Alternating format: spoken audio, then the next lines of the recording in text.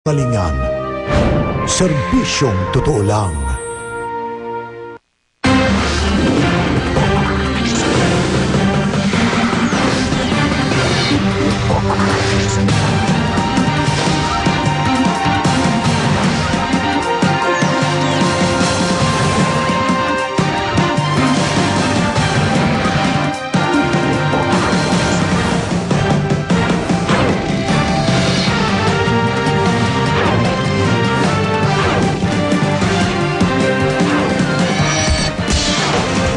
Kasama ninyong nag-iisang liga ng katotohanan. Narito na ang mga balitang dapat nating sama-samang saksihan.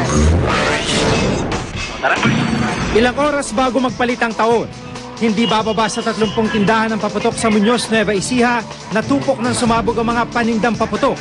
Isang lalaki, patay. Salubong ng mga taga-Tondo sa 2010, nagsimula na. Mga pampublikong ospital, handang-handa na sa inaasahang pagdagsa ng mga mapuputokan. Ang makulay na pagsulubong sa 2010 sa Auckland, New Zealand. Bonggang fireworks display sa Sydney, Australia. Exclusive, ang maaksyong hot pursuit operation laban sa mga pumatay sa isang pulis sa Rodriguez, Rizal. At mga Kapuso Stars, sinabangan na sa Prosperity to 2010, the New Year Countdown Special ng Kapuso Network sa SM Mall of Asia.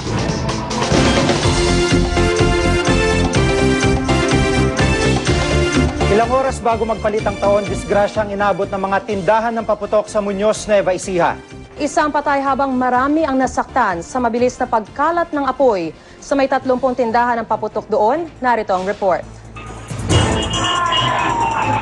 Nag-i-inspeksyon noon ng mga pulis sa mga tindahan ng paputok sa tapatang sityon ng Muñoz, Nueva Ecija nang biglang umalingaw-ngaw ang sunod-sunod na putok. Nagkagulo. Kanya-kanyang takbuhan ang mga naroroon. Naipit din sa kaguluhan ang isang jeep at tuluyan na ring nilamon ng apoy. Mabilis na kumalat ang apoy. Marami ang nasaktan dahil sa kaguluhan, kabilang ang isa na nalapnos ng katawan. Pero ang pinakamasaklap, patay sa disgrasya si Diosdado Santos Jr., 52 anyos at di na nakakalakad. Batay sa inisyal na investigasyon, nagsimula ang sunog ng may sumiklab sa dulong bahagi ng hilera ng tindahan ng paputok. Nitong mismong araw ng Pasko, natupok sa sunog ang 10 tindahan ng paputok sa General Santos City. 2 babaeng mamimili ang nasawi sa sunog. Ang mga biktima, dumayo lang sa Jensen para sa isang family reunion. Noong 2007, 8 taong nasugatan ng lamunin ng apoy ang mga tindahan ng paputok sa Bukawi, Bulacan. Halos magkastampid na magkatakbuhan ng mga tao papalayo sa sumabog na paputok. Para sa saksi, JP Soriano, nag-uulat. At sa kabila ng puspusang kampanya kontra paputok, inaasahan pa rin may mga mapuputukan sa pagsalubong sa bagong taon. Kaya naman ang medical staff ng Jose Reyes Memorial Medical Center, ngayon pa lang, handang-handa na. Live mula sa Maynila, saksi si Dano Tingkungko. Dano. Jiggy, todo alerto na mga doktor at nurse dito sa Jose Reyes Memorial Medical Center sa Maynila, alinsunod sa Code White na ipinatutupad ng Department of Health. Mistulang New Year's party ang inabutan namin dito sa JRMMC dahil sa dami ng mga doktor at nurse na nakaantabay sa inaasahang pagdagsa ng mga mapuputukan o kaya't mapapaaway sa pagsalubong sa bagong taon. Kumpleto na raw sa kagamitan ng ospital mula first aid kit hanggang wheelchair. At sakaling grabe na ang tinamong sugat, diretso sa OR ang pasyente. Sa tala ng JRMMC mula December 21 hanggang ngayong gabi ay 39 cases na ang ginamot nila. Mas mababa ito kung ikukumpara sa parehong period noong 2008 na 46 injuries at 61 cases noong 2007. Pero hindi pa rin ito dahilan para mag-relax ayon sa mga doktor. Karaniwan kasing tumataas ang bilang ng mga isinusugod sa pagpapalit ng taon. Yearly na lang kasi ganito yan. Okay na rin, pwede naman celebrate tomorrow yung sa amin kung may personal na family. Right now, mga injuries namin, yun nga sabi ko kasi mga simple lacerations and abrasions na brought about by firecrackers or blast injuries. Jiggy, sa mga oras na ito ay 5 kaso na ang naitatala, 5 cases na ang nai-admit dito sa Jose Reyes Memorial Medical Center. Karamihan sa kanila ay naputukan ng Piccolo at 5-star. Patuloy na paalala ng mga doktor ay ingat sa pagpapaputok o di kaya ay gumamit na lang ng alternatibong pangpaingay. At mula sa aming lahat dito sa Jose Reyes Memorial Medical Center, Happy New Year sa inyo! Dan Otingkung ko ang inyong saksi. Naka-code white alert na rin ang East Avenue Medical Center para sa anumang emergency. At live mula sa Quezon City, saksi si Susan Enriquez. Susan! Maris, maaga naging abala ang emergency room ng East Avenue Medical Center. Sa mga oras to, umaabot na sa 7 ang dinala ditong pasyente. Kaugnay ng pagdiriwang sa bagong taon. 6 ang naging biktima ng paputok, samantalang isa ang tinamaan ng stray bullet o ligaw na bala. Ito ay nakilalang si Angelo Cuquilla. Pero sa mga oras nito ay ligtas naman siya sa panganib dahil daplis lamang sa ulo ang tinamo niyang tama ng bala.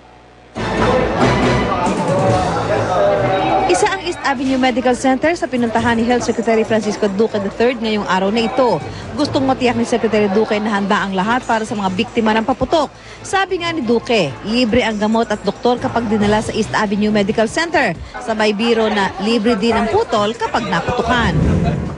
Mula noong Disyembre 21, umabot na sa 21 ang dinalang biktima ng paputok dito sa East Avenue Medical Center. Karamihan mga biktima ng pikulo. Bukod sa mga doktor at gamot na nakaantabay dito, may mga tray din ng itlog. Ang puti ng hilaw na itlog ang ipinapainom sa mga nakalunok ng watusi. Kapag bata ang biktima, 4 na itlog ang dapat ipainom. 8 hanggang 12 puti ng itlog naman kapag matanda na. Nakatutulong daw kasi ito para linisin at makaiwas impeksyon ang mga internal part ng katawan ng tao na dinaanan ng watusi.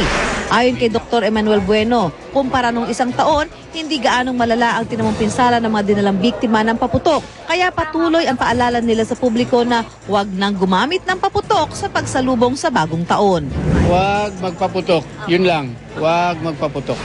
Hanggang 100 pasyente ang sabay-sabay na pwedeng gamutin dito sa emergency room ng East Avenue Medical Center.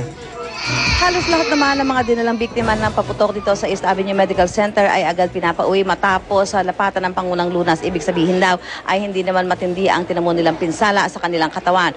Bukas, ganap na 11:00 ng umaga, magkakaroon ng press conference dito sa East Avenue Medical Center si Health Secretary Duque para magkaroon ng assessment kaugnay ng oplan iwas paputok sa pagdiriwang ng pagsalubong sa bagong taon. Live mula rito sa East Avenue Medical Center, ako si Susan Enriquez. Happy New Year, Jiggy and Maris. Todo alerto na rin ang mga ospital sa Maynila para sa pagpasok ng bagong taon. Bukod kasi sa mga mapuputukan, pinaghahandaan din ang mga insidente ng saksakan at barilan sa mga inuman. Saksi si Mark Salazar. Sa mga humahataw na sa inuman dyan, tandaan ang tama ng toma hanggang tiyan lang at hindi pinaabot sa ulo. Sa Tondo, Maynila, kasamang pinaghandaan ng Mary Johnston Hospital ang mga isusugod sa kanilang nasaksak o kaya'y nabaril mula sa mga inuman. For the past 5 years, nag-start na bumaba yung census regarding sa mga firecracker injuries. Although yung stabbing sa kanyang mga gunshot, steady pa rin yung number. Yun yung mga cause madalas. Mga nasaksak galing sa inuman, mga nabaril. Noong 1 taon, may 2 kaso sila ng sinaksak at 2 nabaril. Sa area lamang yan ng Moriones na pinakamalapit sa kanila. Naka-white alert na ang Mary Johnston simula pa kaninang umaga kahit maghapong bakante ang kanilang emergency room. Pagtungtong daw kasi talaga ng January 1 ang dagsa ng mga pasaway na sumalubong sa bagong taon. Last year, nag-start kami magkaroon ng patients after 12. I think we had an average of 20 na firecracker or less than 20 firecracker injuries. Mas pinarami lang namin yung gamit para mas madali kasi yung volume ng pasyente na expect namin mas marami compared sa mga ordinary duties namin. Kabilang sa mga ikinasa sa ER ng Mary Johnston ang mga itlog. Sa mga magulang, ang puti po ng itlog ay first aid o paon ng lunas para sa mga nakalunok ng nakalalasong watusi. Pero syempre, kagyat din dapat isugod sa ospital ang biktima. Sa Philippine General Hospital, maganda ring balita ang statistika sa maghapon. 2 kaso lamang ang kanilang ginamot, kapwa bata na biktima na naman ng pikolo. Sa mas malaking ospital na ito, sinusunod ang color-coded triage o yung magkakahiwalay na lugar para sa mga agaw buhay o grabing kaso ng nasabugan. Iba rin sa katamtamang kaso at nakahiwalay rin yung mga minor injuries o pwedeng gamutin ng mabilisan at pauwiin. Ako, si Mark Salazar, ang inyong saksi.